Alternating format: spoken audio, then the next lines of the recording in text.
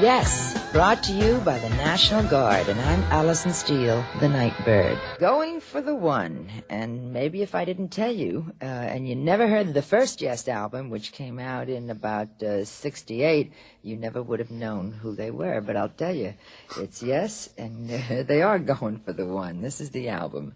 And we're visiting with Rick Wakeman and Steve Howe of the group. Gentlemen, that cut was a mind-blower. You knew it would be, didn't you? Well, it's up our sleeves. Yeah. Uh-huh. Had you been sitting on that for a long time? Not really. It was a sort of surprise addition to the album, really, because we had some of the longer tracks, like Turn the Century and Awaken, sort of been laying around for a year or so, and then we wanted a few extra songs, and in fact Chris sort of remembered that song from one of John's early tapes, so it got put in and rearranged, and it just took off very quickly.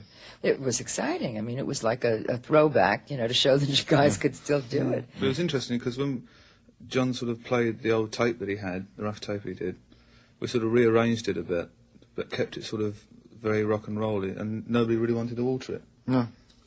Now, I wondered if somewhere under the soul of all that esoteric music were the old rock and rollers. I mean, some of the stuff, like on the first album, Every Little Thing, were really heavy. Yeah. And then, of course, then you began to, move along. So how does it feel to be back in harness, as they say in America, Rick? Very good. Back with the very, group? very good indeed. Yeah. I think the band's playing well. The rapport, both sort of friendship-wise and music-wise, it was tremendous all throughout Switzerland. And it's gradually getting worse now. Oh, it's going downhill. It's going downhill. Oh yeah. On tour, it's tremendous. The feelings are really good. I'm thoroughly enjoying it. It must be a great source of satisfaction to you to know that you were so sorely missed when you left the group. And that doesn't make you feel good. It does. I tell you, it's very nice when you arrive at gigs and you get people say, "Hey, nice to see you back." Oh. It's really good, actually. You feel it is all worthwhile, all the things that you're doing. It's ever so nice. It's an amazing reaction of the Yes fans, Rick. People have nothing against Patrick, but they just feel a certain charisma, with you and the group, and they never felt that way about the prior keyboard men either. Once they were gone, Tony, it was gone, and nobody ever said, "Gee, if only Tony Kaye would come back." Yeah. But there seemed to be that.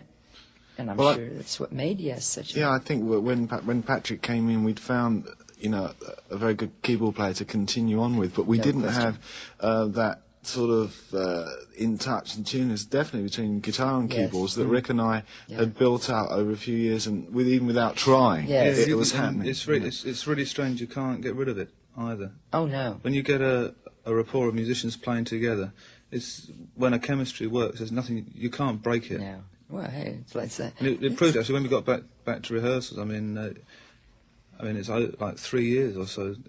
It's like a It good... was quite incredible, actually, wasn't it, really? It's like a good love affair. You may find that you really, between a man and a woman, you may find that you can't make it living together, but you never, the feeling just doesn't disappear, It's there and that's it. He still won't let me sleep with him, though. We're gonna, this is the Nightbird, Alison Steele for the National Guard, and our guest today, Yes. Awaken from the current Yes album, and it's beautiful. And, well now, Steve Howe and Rick Wakeman, you've done gigs so far on a very ambitious tour. You're first in America in a year. Yeah. It's exactly a year ago, last summer. And how's it been going? Real good. Yeah. Audience reaction been good? Yeah, it's been tremendous, actually. Have you seen any difference in audiences? I have, from 3 years ago. I don't know whether it's because the audiences and the people have had another 3 years of Yes music or what, but they seem to be even more enthusiastic than ever. There's a lot of anticipation once they know we're actually going to come on. There seems to be this, a lot of magic going around, and it's that communication. People want us and we want the people. It's sort of working like that. We had some amazing... For the first show we did in like a Turkish bath type gig. Yeah, it's 135 degrees. Everything was... we've never been so hot. We've never worked on this. This is outdoor? This is in Toledo, Ohio. But then we were no air conditioning or anything. Yeah, and we got on to the next gig, and it was more like getting normal, getting into the first gig was really a hot one. I don't think we'll ever forget it. That must have been... It was terrible. I mean, Alan came off and was pouring sweat out of his shoes. I put an ice pack on my head and started steaming. We almost fainted. It was the whole really crew bad. almost passed out on stage. And it was one of those places where they didn't have air conditioning, and you didn't think Toledo was going to be that hot, but it was like 91 outside before we went on, and of course inside this place with the lights on. God, How big a hole was it? How many people? About 7 or something? No, it's about 9,000. But we've just done 2 days in Philly, and I must say, if anybody's listening in that area... That made it was all... lovely. That made it up. It was yeah. fantastic. Well, Philly's like doing New York, the Spectrum. All right, I think it's time to hear more Yes music, and we've chosen an older piece from an earlier album. From the Yes album, here is A Venture. A Venture, it's not new, but Yes fans will keep playing it. It's in the Yes album. Steve, that was one of the cuts, one of the few cuts, of course, on that particular album that didn't get an awful lot of play. I mean, it was overshadowed by Yours Is No Disgrace, I've Seen All Good People. Yeah, and Starship Trooper. And Starship Trooper, right. It was tucked on the second side, and it was possibly one of the earliest sort of semi-jam tracks. It's very short, as you may notice.